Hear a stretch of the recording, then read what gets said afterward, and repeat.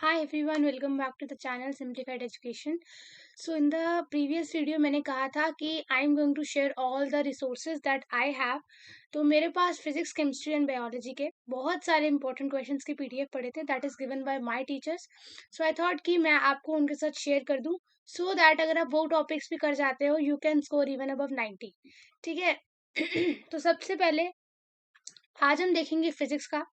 तो फिजिक्स में सबसे पहले हम देखेंगे थ्योरी पोर्शंस और न्यूमेरिकल पोर्शन. थ्योरी पोर्शन में दो चीजें आती हैं. एक आती है थ्योरी जिसमें डेफिनेशंस आते हैं एंड कुछ डिफरेंसेस आते हैं, और दूसरा होता है उसकी डेरिवेशंस जो कि थ्योरी का ही एक पार्ट है, और सेकंड हमारा अलग ही आता है दैट इज न्यूमेरिकल. ठीक है. और अगली वीडियो में हम देखेंगे बायोलॉजी के इंपॉर्टेंट टॉपिक्स, और उससे अगली वीडियो में देखेंगे केमिस्ट्री के इंपॉर्टेंट टॉपिक्स. ये पीडीएफ मैं पहले भी एक वीडियो में शेयर कर चुकी हूँ, but let's quickly go through that. So सबसे पहले यहाँ पर हम स्टार्ट करते हैं through electric charges and field. ये आप देख सकते हो आपके सामने ये टॉपिक्स हैं. तो ये टॉपिक्स बहुत इंपॉर्टेंट है. Quantization of charge, Coulomb's law, vector form, electric flux, electric dipole movement and Gauss law. ये इंपॉर्टेंट है थ्योरी पॉइंट ऑफ व्यू से कि इसकी डेफिनेशन आ जाएगी, जैसे define electric flux and right it's SI unit, या स्टेट गॉस लॉ. ठीक है.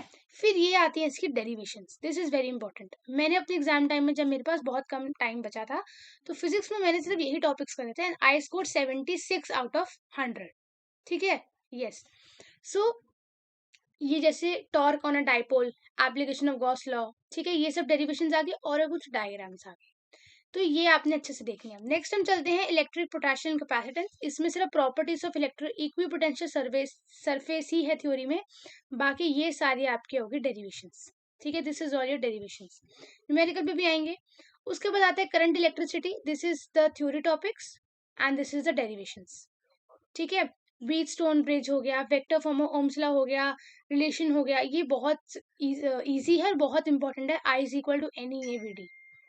नेक्स्ट हम चलते हैं मूविंग चार्ज एंड मैग्नेटिज्म पे. ये आ गया आपके थ्योरी पोर्शंस जिसमें लॉरेंस फोर्स आ गया, define one Tesla, Biot Savart law, current sensitivity. ये बहुत ही ज्यादा जो है स्कोरिंग टॉपिक है, और इसमें से आ गई है डेरिवेशंस.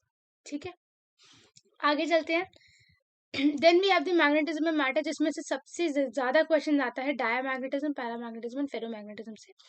फिर ईएमआई में this is the theory topics जिसमें Faraday's law, Lenz's law, mutual induction, self induction, and this is the derivation.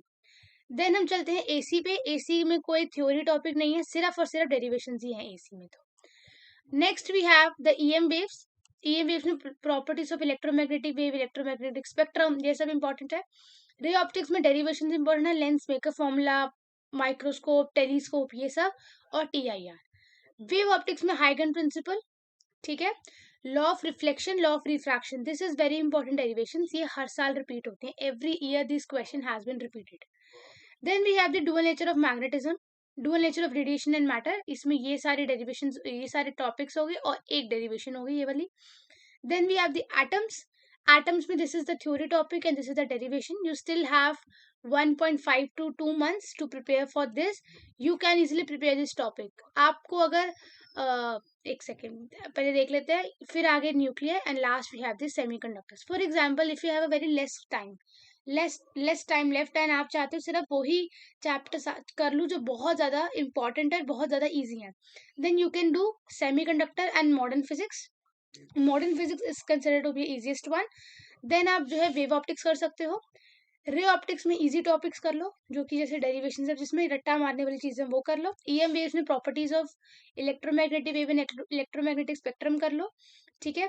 Magnetism matter में डाया, पैरा और फेरो कर लो. और पहले दो चैप्टर तो आई थिंक सबको आते ही होते हैं क्योंकि साल के स्टार्टिंग में तो हम सब पढ़ते ही हैं. तो पहले 2-3 चैप्टर वो हो गए. ये हो गए हमारे क्वेश्चंस जो कि हैं थ्योरी एंड डेरिवेशन के. Let's talk about the important numerical. This is the all important numerical. अगर आप चाहते हो I will give link of each and every pdf in the description box. You can download that. Fine. Okay, so this is the important numerical. ये numerical past years को repeatedly करके देख बनाए गए हैं. सबसे पहला है हमारा इलेक्ट्रिक चार्जेस एंड फील्ड से numerical है. ठीक है. ये numerical ये देख लो आप, ये वहीं से कॉपी पेस्ट हुआ है. उसके बाद this is the numerical and नीचे इसके जो है किसी किसी के आंसर्स भी दे रखे हैं. ठीक है. ये 15 question, 16 question, this is the numerical. This is very very important. This is the most important. How many numericals is there in this? This is the most important numerical. नीचे आपको सारे solutions भी दे रखे हैं. You have also given the answers and they are total 51 to 50. एक second देख लेते हैं पहले कितने क्वेश्चंस हैं.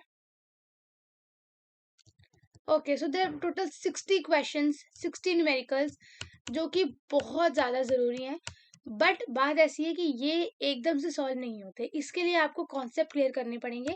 तो सबसे पहले अगर आपने अभी से फिजिक्स स्टार्ट नहीं करी तो सबसे पहले आप जो है कोई भी रेफरेंस बुक उठा लो. मैंने अपने टाइम पे उठाई थी एग्जाम आइडिया. ठीक है, क्लास 12 की एग्जाम आइडिया उठा सकते हो, टीचर्स के नोट्स ले सकते हो, कुछ भी ले सकते हो.